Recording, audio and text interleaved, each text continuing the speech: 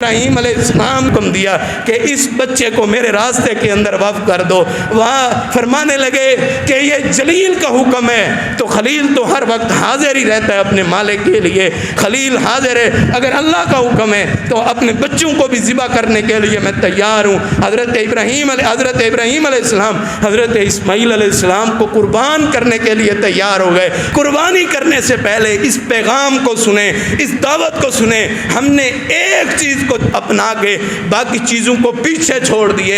پہلی چیز جس کو ہم نے قربان کرنا ہے, پہلی چیز جس سے ہم نے آغاز کرنا ہے, وہ آغاز کیا ہے؟ اپنے گھر کے اندر توحید کی دعوت دینی ہے. حضرت ابراہیم علیہ السلام نے پہلی قربانی یہ دی ہے, اپنے باپ کے سامنے کھڑے ہو کے اللہ کی الوہیت کا پرچم لہرایا ہے, اللہ کی ربوبیت کا پرچم لہرایا ہے. اللہ کی قسم توحید بیان کرنے سے رشتہ داریاں ٹوٹیں تو ٹوٹ جائیں, دوست ٹوٹتے ہیں ٹوٹ جائیں, اقربا دور ہوتے ہیں ہو جائیں, لیکن اللہ کی ذات دور نہیں ہونی چاہیے. ہم نے اللہ کو دور کر کے اللہ کی توحید کو چھوڑ کے اپنی برادریوں کو ترجیح دی ہے. کیا حیثیت ہے ان برادریوں کی, کیا حیثیت ہے ان قوموں کی جن کو اس مالک نے بنائے.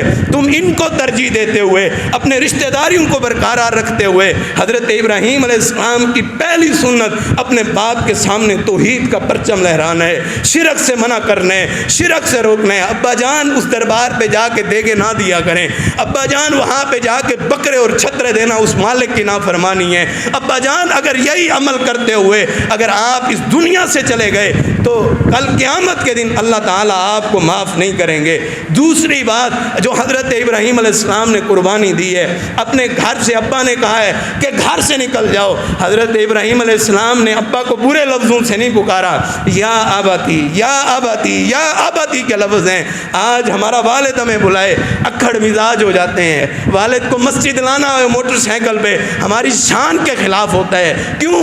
ہم تو وقت کے بڑے امیر زادے جو بن چکے ہیں, ہم چودھری اور وڈیرے جو بن چکے ہیں. اللہ کی قسم یہی وہ والدین ہیں جنہوں نے چلنا سکھایا ہوتا ہے. شرک سے روکنا ہے لیکن ان کی نافرمانی نہیں کرنی, لیکن ان کی بغاوت نہیں کرنی. حضرت ابراہیم علیہ السلام کی دوسری قربانی یہ ہے کہ انہیں اپنے والد کی نافرمانی نہیں کی. تیسری قربانی حضرت ابراہیم علیہ السلام کی یہ ہے, ہم اپنا وراثتی گھر نہیں چھوڑتے. جامپور کی چھوٹی چھوٹی گلیوں کے اندر گھر بنے ہوتے ہیں, بڑے مربے بھی موجود ہوتے ہیں, جائیدادیں بھی موجود ہوتے ہیں. کیوں نہیں چھوڑتے؟ یہاں پہ ہمارا والد رہتا تھا, یہاں پہ ہماری والدہ رہتی تھی, اس وجہ سے ہم یہاں پہ رہتے ہیں. اس کو چھوڑ نہیں سکتے. اپنے گھر کو چھوٹے چھوٹے گھروں کو قائم کیے رکھتے ہیں. حضرت ابراہیم علیہ السلام کی تیسری قربانی یہ ہے کہ حضرت ابراہیم علیہ السلام نے اپنے وراثتی گھر کو بھی چھوڑ دیے. اور یہ کس لیے چھوڑا ہے؟ یہ اللہ کے لیے چھوڑا ہے, یہ اللہ کی محبت کے لیے چھوڑا ہے. جب اپنے ان گھر والوں کو اپنے گھر کو وراثتی کے چھوڑ کے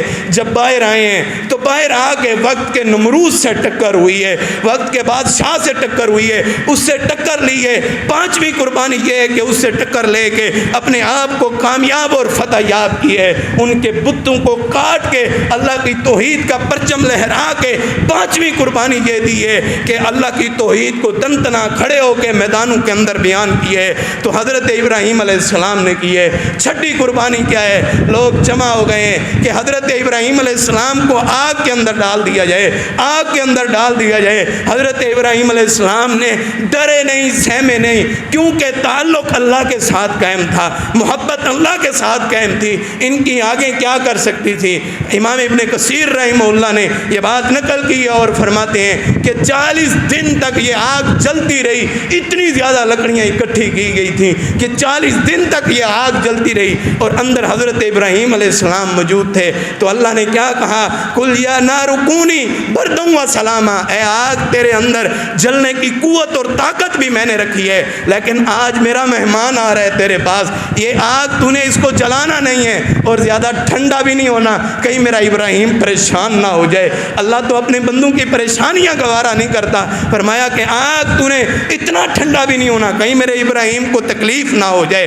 تو آگ کے اندر جانا قربان کیے حضرت ابراہیم علیہ السلام کیے. اپنے چاچا کے پاس آئے ہیں, اپنے رشتہ داروں کے پاس آئے ہیں. فرمایا کہ میری دعوت کو مان لو. فرمایا اپنے ابا کے ساتھ آؤ گے تو آپ کی دعوت کو قبول کریں گے. یہ بھی قربانی دے دی, اپنے چاچا کو چھوڑ دیا, اپنے تایا کو, اپنے رشتہ داروں کو چھوڑ دیا. اگلی قربانی یہ دی ہے کہ یہ وزیر مذہبی امور بن سکتے تھے اپنے والد کے ساتھ رہ کے، کیونکہ اس کا ان کے والد جو ہیں وہ پتوں کو بناتے تھے، یہ بنا سکتے تھے، کوئی اپنی فیکٹری علیحدہ تعمیر کر سکتے تھے، کوئی فرنچائز علیحدہ بنا سکتے تھے، نہیں، یہ سب کچھ چھوڑا ہے، اللہ کی محبت کے لیے چھوڑا ہے، اللہ کے پیار کے لیے چھوڑا ہے، یہ بھی قربانی اللہ کے لیے دی ہے۔ اور آگے چلیں، وہ حضرت ابراہیم علیہ السلام، اب اللہ سے دعائیں مانگتے ہیں، اللہ تو بیٹا دے دے۔ اللہ نے عزت کی قربانی مانگ لی ہے، اما سارہ کے ساتھ بادشاہ بدکاری کرنے کے لیے تیار ہوا ہے، اما سارہ کی عزت کو محفوظ کی ہے، پیچھے 2 رکعت کا وظیفہ حضرت ابراہیم علیہ السلام کا موجود ہے، اپنی عزت کو بھی بادشاہ کے پاس بھجوایا ہے، صرف اللہ کے تعلق کے لیے، اللہ کے حکم کی وجہ سے یہ بھی گوارا کی ہے۔ اور المختصر بیان یہ کروں کہ اسی سے حضرت حاجرہ علیہ السلام اس بادشاہ نے عطا کی اور فرمایا میں اس کو اپنے پاس نہیں رکھ سکتا، یہ تو غیر محرم ہے اور میں محرم ہوں، یہ غیر محرم کس طرح یہ گزارا ہوگا؟ فرمایا میں آزاد کرتی ہوں، آپ اس کے ساتھ نکاح اور شادی کر لیں۔ جب شادی کی تو اس جوڑے سے ان قربانیوں کے صلے اور بدلے کے اندر سے حضرت سیدنا حضرت اسماعیل علیہ السلام پیدا ہو گئے۔ جب یہ پیدا ہوئے، اللہ نے حکم دیا ہے ابراہیم جو تو نے مجھ سے دعائیں کر کر کے بیٹا مانگا ہے، اب جا کوئی انجان وادی کے اندر چھوڑ کے آ جا۔